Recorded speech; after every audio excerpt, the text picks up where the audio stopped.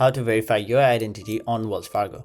Hey everyone, welcome back to another tutorial video. In today's video, I'll show you how you can verify your identity on Wells Fargo. So to do that, first of all, open up the Wells Fargo app on your mobile device and simply log into your account. Now once you've logged in, tap on the menu option on the bottom right corner of your screen. Then you will see all of these different options right over here where you'll have to basically tap on the option Security Center. After that, under Security Tools, you'll have to tap on the first option, which is Verify Your Identity.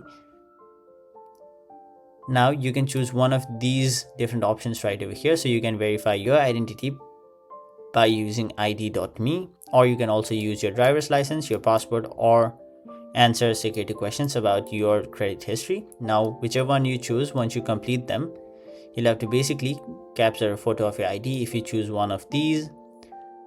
Also take a selfie, your personal information, and once you've done all of those, you will be taken to the review your page. So simply review your information, and once you tap on the option submit, you will have successfully verified your identity on Wells Fargo. So that was it for this video. Thank you so much for watching.